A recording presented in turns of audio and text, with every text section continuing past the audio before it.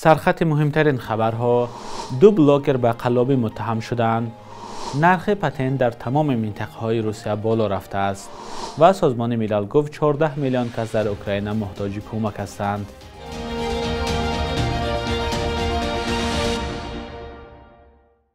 درود بینندگان عزیز، با آخرین خبرهای تاجیکستان و جهان در خدمت شما هستیم. امروز 11 ینور است. دادستانی کلی تاجیکستان میگوید علیه 2 نفر که به گذراندن کنکورس و یا آزمون‌های بردناک در یوتیوب مشغول بودند با اتهام قلابی پرونده باز کرده است. دادستانی در خبرنامه گفت سامان غفورزاده و نکروز گلزاده در یوتیوب صحیفه‌های خود را با نام سامان افیشال و مکسیم تیوی به قید گرفته 3 اتوماشین را به بازی لاتاری گذاشتند.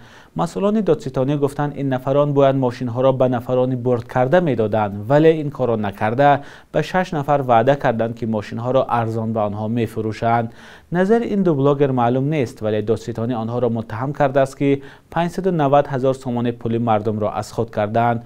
دادستانی گفت علیه سامان غفورزاده و نکروز گلزاده با اتهام قلابی به مقداری کلان پرونده باز کردند. یک سال اخیر بلاگران زیادی به گذراندن به گفته خودشان آزمون‌های بردناک و لاتاری ها مشغولند، اما شبهه و گمان‌ها به شفاف گذشتن این آزمون‌ها کم نیست. بینندگان عزیز، نظر شما درباره این آزمون‌های بردناک در یوتیوب چیست؟ اگر بار اشتراک کردید از تجربه خود در زیر برنامه به ما نویسید. نرخ پتنت سال 2024 در تمام منطقه‌های روسیه بالا رفته است. وزارت مهنت و مهاجرت تاجیکستان میگوید در بعضی منطقه‌های روسیه پتنت کمی و در بعضی منطقه‌ها به طور نظر از قیمت شد.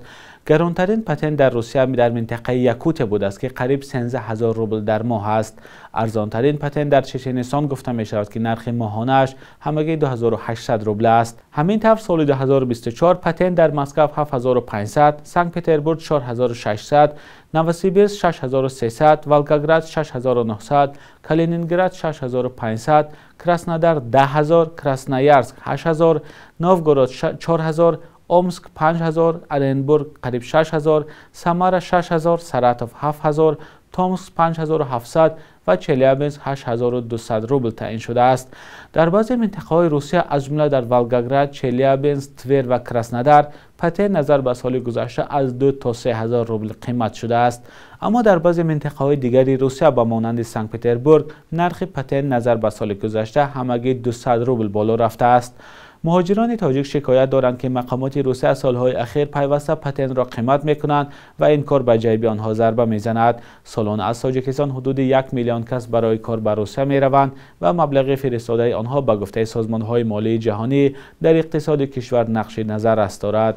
از روسیه یک خبر دیگر هم داریم. پرزیدنت روسیه ولادیمیر پوتین روز 9 ینور فرمانی را درباره تقدیم شهروندی این کشور به 44 خارجی جنجالی امضا کرد. یکی از آنها رادکو سامک، افسر پیشین ارتش یوگسلاویا است. بوسنیا و هرزگوین او را به جنایت‌های جنگی در سال 1993 می‌جویند. رادکو سامک از سال 1999 در روسیه قرار دارد. مسکو استرداد او را به سرایوو رد کرده است. بر روی خط شهروندان نوی روسیه مشتن حرفه‌ای آمریکایی کوین جانسون نیز شامل است. هاکی‌باز از کانادا برندن لیپسیج و پزشک خرواتی میریلا یاکوپانس نیز از شهروندان نوی روسیه هستند. اولی در دسته سکه سنت پترزبورگ بازی می‌کند و دومی از اشغالگری روسیه در ولایت دونباس اوکراین پشتیبانی کرده است.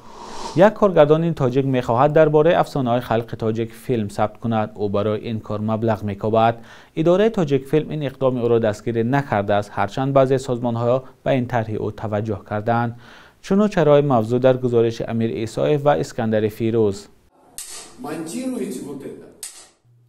کارگردان اسکندر عثمانوف برای بناور گرفتن افسانه‌های خلق‌های جهان سرمایه می‌جوید. داستان‌های به گفته‌اش زیبای از هند و افریقا تا کره و آلمان برای کودکان و نورسان تاجیک.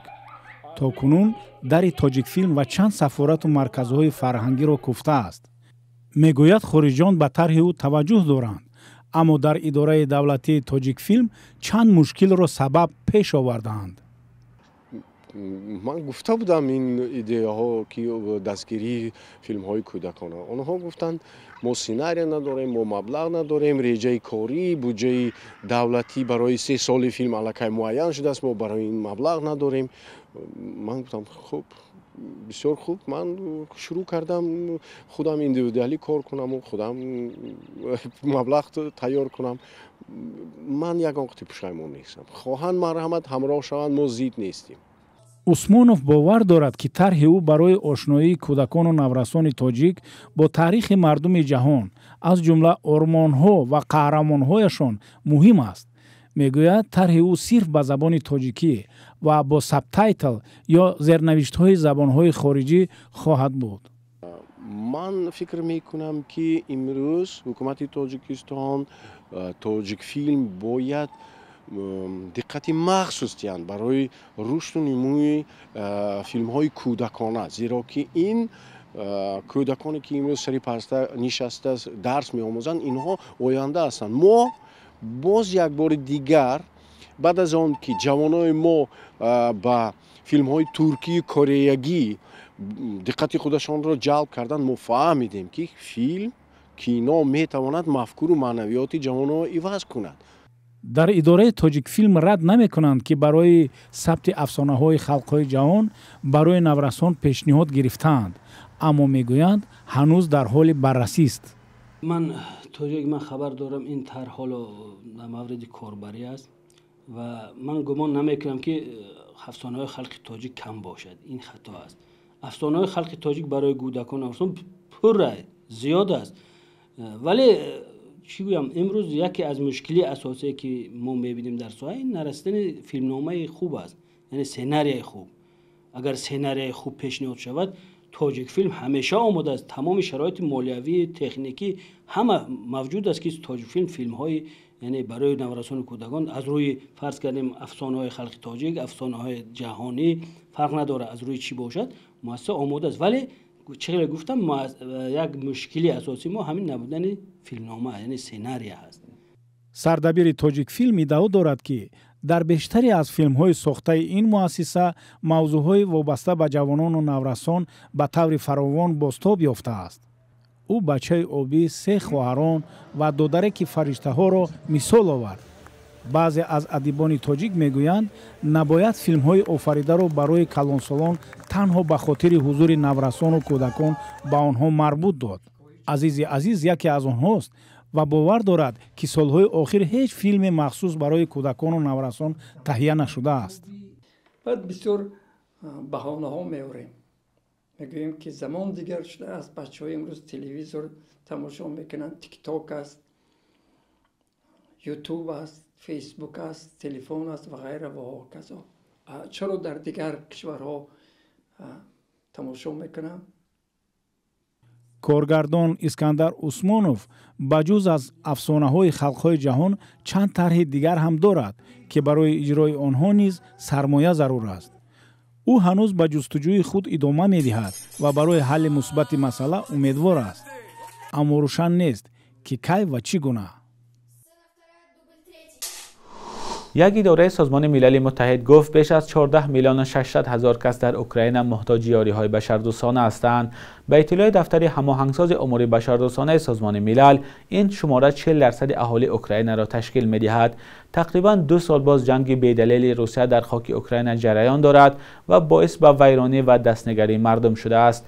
دفتر هماهنگساز امور بشردوستانه و نمایندگی سازمان ملل در اوکراین روز 9 ژانویه هشدار دادند که اگر حمله‌ها به بخش انرژی و زیربنیادهای دیگری مهم افزایش یابد، وضع از این بدتر خواهد شد. هر دو منبع گفتند که جنگ تقریباً 6 میلیون کس را به ترک اوکراین مجبور کرد. تا آخر سال گذشته 5 میلیون و 900 هزار اوکراینی در اروپا همچون پناهجو ثبت شدند. نمایندگی سازمان ملل متحد در اوکراین گفته است هر روز مردم آسایشته کشته و زخمی و خانه‌ها و زیربنیادهای مهم تخریب می‌شوند. بخش یک روزی تاریخ را در تقدیم خرامان بقازاده تماشا کنید که مهمترین واقعه‌های تاریخی در روز 11 ژانویه را فرا می‌گیرد.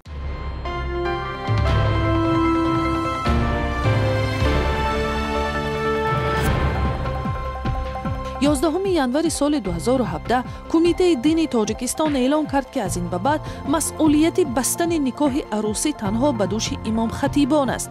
мақомот гуфтанд ҳадаф аз ин тағйирот риоя шудани қонун ва ҳуқуқи шаҳрвандон ба виҷа занон аст ки гоҳо бо сабабҳои мухталифи маишӣ розӣ мешаванд ки ҳамсари дуюм ё сеюм шаванд. روزی در تاجیکستان 40 زن با زورآوری و خشونت روبرو می شود. چنین بود خلاصه مقامات بهداشت که در یک اظهارات 11 ینوری سال 2015 گفتند سال 2014 15,000 حالت تشخیصی آزار زورآوری خانوادگی را در مرکزهای تشخیصی طبی و دادگاهی تاجیکستان ثبت کردند، ولی شمار زنهایی که سند تشخیص در دست به دادگاه رفته‌اند انگشت شمار میماند. شبانه روز گذشته قرب دلار آمریکایی در برابر اسعار ملی سامانه کم پایان رفته، ارزش روبل روسی باشد بالا رفته است. صبح امروز در بانک تجارتی تاجیکستان 1000 روبل روسی به 122 سامانه برابر است. 100 دلار آمریکایی باشد 1093 سامانه ارزش دارد. قرب رسمی بانک ملی تاجیکستان برای امروز چنین تعیین شده است.